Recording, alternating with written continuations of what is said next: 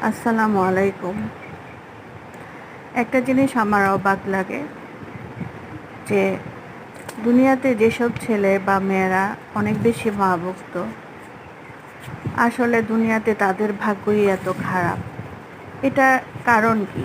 অথচ যেসব সন্তানেরা বাবা মায়ের প্রতি খেয়াল রাখে না বা রাখলেই সামান্য নাম কাওয়াস্তে খেয়াল রাখে, যত্ন করে, ভালোবাসে, তাদের দেখি যে ভাগ্য দুনিয়ার ভালো, তারা দুনিয়াতে খুব সুখে শান্তিতে জীবন কাটায়। অথচ যারা বাবা মাকে বেশি ভালোবাসে, নিজের জীবনের চেয়ে বেশি ভালোবাসে, বউ বাচ্চার চেয়ে বেশি ভালোবাসে, তাদের কপালে দুর্গতি দুর্ভাগ্য একটার পর একটা লেগেই থাকে। জানি না এর কারণ কি, আমি এটা প্র্যাকটিক্যাল দেখেছি, এজন্য আমি বললাম। তাহলে কি বাবা মায়ের দোয়া বলে দুনিয়াতে কিছু নেই? বাবা মায়ের দোয়াতে কি সন্তানের ভালো হয় না?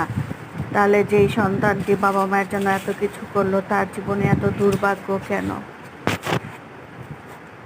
যে বউ সন্তানের মনেও কষ্ট দিল মায়ের জন্য, তার মনে এত কষ্ট থাকবে কেন?